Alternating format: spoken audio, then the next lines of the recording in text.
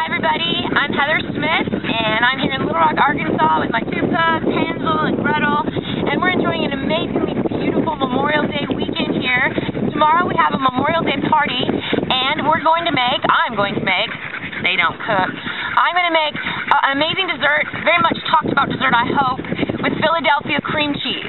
So come on with us, and let me show you how I make it. When I think of Philadelphia cream cheese, and I think of dessert, I immediately think of my favorite dessert in the entire universe, which is cheesecake.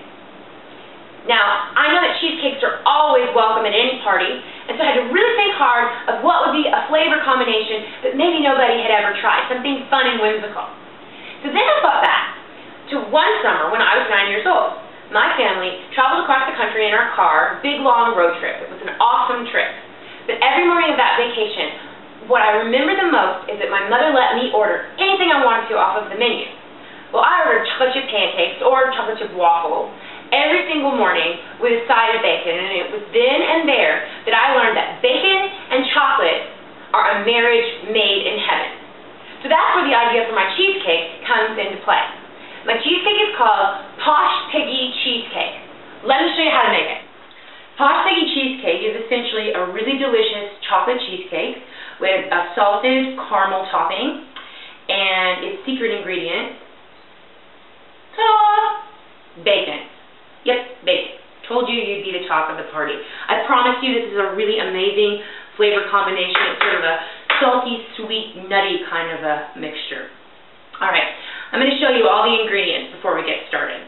First of all, the star of the show, Philadelphia cream cheese. You're going to need 3 of these, 3 8-ounce packages, softened. It's really important that you get all 3 packages softened before you go ahead and make your cheesecake. You need a teaspoon of vanilla, either use the bean paste or vanilla extract, 3 tablespoons of butter. You're going to use 8 1-ounce blocks of semi-sweet baking chocolate. Next, you're going to use bacon, about 12 pieces already cooked. Go ahead and pre-cook those. And you're going to need some cookies. I like to use pecan praline shortbread cookies for this recipe, but you can also, if you want to, you can use sandwich cookies, chocolate sandwich cookies, or you could use oatmeal cookies. It's really up to you, because ultimately what you're going to do is you're going to take your cookies and you're going to get about 1.5 cups worth of cookie crumbs, either in your food processor, or if you're feeling really stressed out, you can beat it out by hand. Up to you. Alright. About 1.5 cups of caramel sauce. If you're feeling really, really, ambitious, you can go ahead and make your own caramel sauce from scratch, but I just use the store-bought caramel ice cream topping. You're also going to need 3 eggs. You're going to need 3/4 of a cup of white sugar. You're going to need 2 large chocolate bars. It can either be dark chocolate or milk chocolate, whatever you prefer. I like the milk personally. My sister will only touch the dark stuff. Totally up to you. And last, for the garnish, you're going to need a big, fat, heaping pinch of the lovely ground coarse sea salt. First, preheat your oven to 325 degrees. Okay, while you're waiting for that to heat up, we can start with the crust. 1.5 cups of your cookie crumbs, whatever you decide. And then, those 3 tablespoons of butter, just go ahead and mix that together. Then we get our springform pan, pre-greased. Springform pan's really easy to use. You just undo this latch, the bottom comes up, and then you do it like that, and whoo, you got your pan. If you've never used a springform pan, don't be intimidated by them, because they're so simple.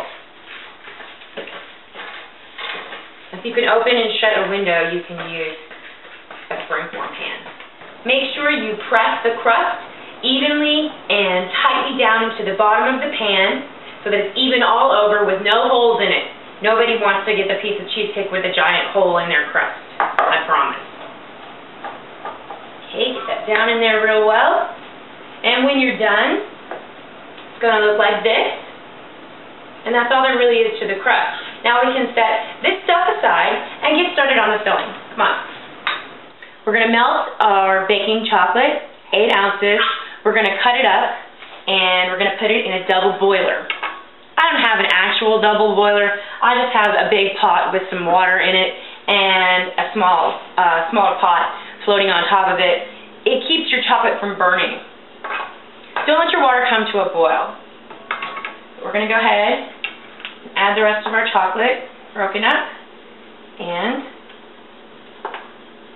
stir and melt it. Alright, looks like our chocolate is gorgeously melted. So we can turn off our heat and put this aside, let it cool down just a little bit before we put it in with the rest of our filling. Just so you know, if you don't want to mess with a double boiler, you can melt your chocolate in the microwave. There are directions on the side of the package. Okay, now it's time to make the filling of our cheesecake. We're going to need 3 blocks of Philadelphia cream cheese, softened. Go ahead and put them in a large mixing bowl. You're going to need 3 eggs, 3/4 of a cup of white sugar, and a teaspoon of your vanilla. It's your choice whether you want to use the vanilla bean paste like this is, or the vanilla extract. You're going to mix your softened cream cheese on medium speed until it's soft and creamy.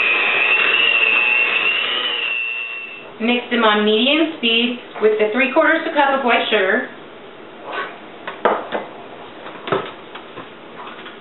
And your teaspoon of vanilla.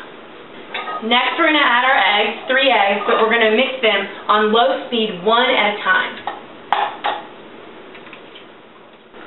Alright, now when your cheesecake batter is just mixed together, don't overbeat it, you're going to add your semi-cooled chocolate mixture, the melted chocolate. Just add it like that. Use a low speed, it's really important. You don't overbeat your batter. Now, our secret ingredient of our Posh Piggy Cheesecake, chopped bacon. Don't forget to leave some aside for your topping. Okay, now our batter, our filling for our cheesecake is all ready to add to our crust. Our springform pan prepared. Okay. Just add that in there evenly all over.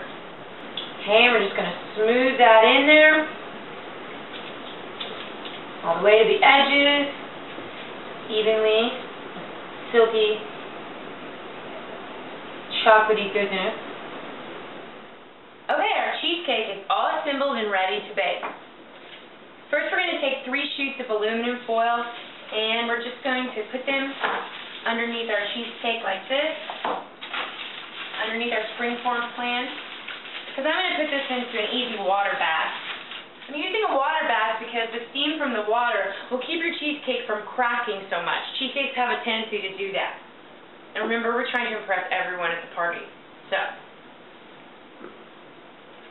add a little bit of water till it's about 1/4 inch deep, all in your baking dish, and we are ready to bake our Posh Piggy Cheesecake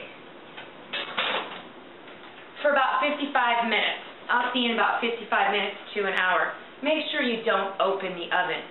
Let it sit there, otherwise it'll fall. Okay, see you in a minute. Okay, it's this morning. I got up really early.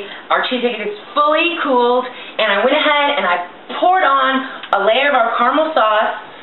I put a little bit of this sprinkle of this beautiful, coarse sea salt on top, and now I'm just finishing garnishing it with a little bit of chopped bacon, which we set aside. And we are ready to pig out. Oh my goodness. I might have to try a piece of that before the party, you know. A girl's got to eat, right? Oh my goodness. Wow. This is an amazing, amazing cheesecake, if I do say so myself. I hope you all have a really good time with this recipe just like I did. Thank you, and see you later.